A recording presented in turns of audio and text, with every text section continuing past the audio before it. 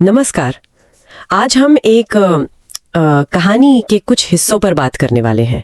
नाम है मोहल्ले का राजू, स्वाद और इंसानियत। जी। ये कहानी एक पानीपुरी वाले राजू के बारे में है, पर वो सिर्फ आप कह सकते हैं पानीपुरी वाला नहीं है। हाँ। वो जैसे मोहल्ले का एक बहुत जरूरी हिस्सा सा बन गया है। बिल्कुल, हमारे पास जो है वो इसी हिंदी कहानी का एक अंश है। और आज हम यही समझने की कोशिश करेंगे कि भाई राजू की पानीपुरी का स्वाद तो है ही, पर उसके अलावा ऐसा क्या है।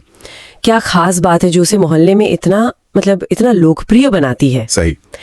कहानी शुरू होती है शाम के वक्त से। स्कूल के बाद का समय है और बच्चे कोने पर इंतजार कर रहे हैं। और जैसे ही राजू का ठेला दिखता है ना, सब चिल्लाते हैं, अरे राजू भैया आ गए। कितना अपनापन है इसमें।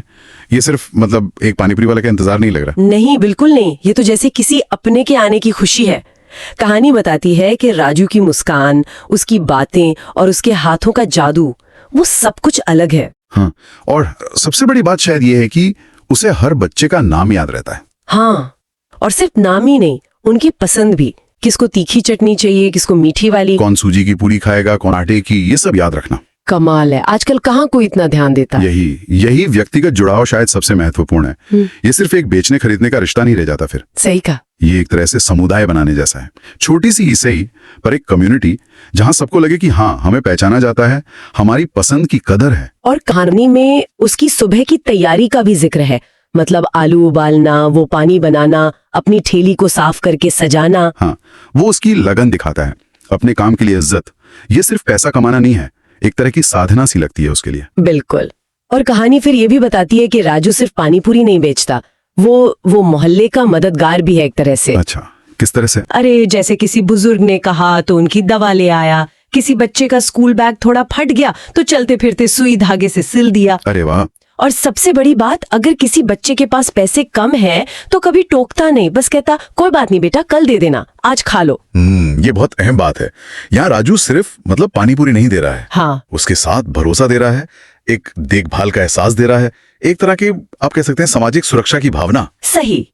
और इसीलिए लोग सिर्फ स्वाद के लिए वापस नहीं आते, वो इस अपनेपन के लिए, इस भरोसे के लिए लौटते हैं। हाँ, ये वो चीज है जो वफादारी बनाती है, जिसे हम फैंसी भाषा में कस्टमर लॉयल्टी कहते हैं। बिल्कुल, पर यहाँ ये उससे कहीं ज्यादा गहरी चीज है। ये लेन देन से आगे बढ़कर एक रिश्ता बन जाता है। फिर कहानी में एक मोड़ आता है। मोहल्ले में एक नया पानीपुरी वाला आता है। ओह, कंपटीशन। हाँ, और वो भी एकदम चमचमाता हुआ ठेला, रंगीन पूड़ियाँ, बढ़िया पैकिंग, और यहाँ तक कि म्यूजिक स्पीकर भी लगा रखा है। अच्छा, तो फिर तो लोग उधर गए होंगे। हाँ, जाहिर है कुछ लोग और खासकर बच्चे शुरू में तो उस नई चमक दमक की तरफ खिंचे। ये तो होता ही है, नई चीज थोड़ा आकर्षण तो होता ही है। पर दिलचस्प बात ये हुई हाँ। कि ये आकर्षण ज्यादा देर टिका नहीं। लोग गए पर जल्दी ही वापस राजू के पास आने लगे। अच्छा, वापस आ गए।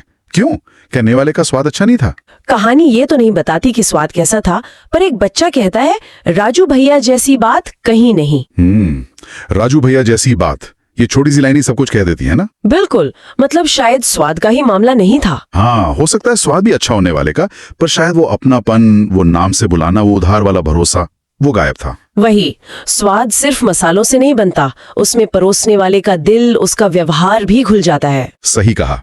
राजू कोई मार्केटिंग स्ट्रैटेजीज थोड़ी लगा रहा था, वो तो बस वैसा था जैसा था, मददगार, मिलनसार, अपना सा। और राजू की प्रतिक्रिया देखिए। कहानी बताती है कि जब नया ठेला आया तो राजू ने उसे देखा, पर कोई जलन नहीं, कोई शिकायत नहीं, बस चेहरे पर एक शांत सी मुस्कान। ये बड़ी बात है। ये उसके आत्मविश्वास को दिखाता है, अपने रिश्तों पर, अपनी जगह पर भरोसा। हाँ, और जब लोग धीरे धीरे वापस उसी के पास आने लगे तो ये कहानी के असल संदेश को और पक्का कर देता है। बिल्कुल, कहानी का सार यही है कि असली स्वाद, वो एहसास, उसमें इंसानियत, अपनापन और यादें भी मिली होती हैं। जैसा कहानी कहती है, असली स्वाद वही है जो दिल से परोसा जाए। हाँ, ये सिर्फ पेट भरने की बात नहीं है, ये एक पूरा भावनात्मक अनुभव देने की बात है। तो हमने देखा कि राजू की सफलता का राज सिर्फ पानीपुरी के मसालों में नहीं था। नहीं, बिल्कुल नहीं। वो उसके व्यवहार में, उसके अपनेपन में और उस समुदाय की भावना में छिपा था जो उसने अनजाने में ही बना लिया था। ये कहानी बहुत खूबसूरती से दिखाती है कि कैसे ये मानवीय जुड़ाव, ये सच्ची देखभाल एक छोटे से रोजमर्रा के काम में भी कितनी बड़ी ताकत बन सकती है। हाँ, ऐसी ताकत जो किसी भी बाहरी चमक दमक से कहीं ज्यादा टिकाऊ होती है। सही। और ये हमें सोचने पर मजबूर करती है। है ना? हाँ, कि अपनी रोजमर्रा की जिंदगी में जब हम कुछ खरीदते हैं या कोई सेवा लेते हैं, हमें कहाँ-कहाँ ये प्रोडक्ट के साथ इंसानियत का मेल महसूस होता है। सोचने वाली बात है। क्या चीज है जो किसी अनुभव को सिर्फ अच्छा होने से आगे ले जाकर यादगार बना देती है? शायद यही अपनापन, यही दिल से परोसने वाली बात।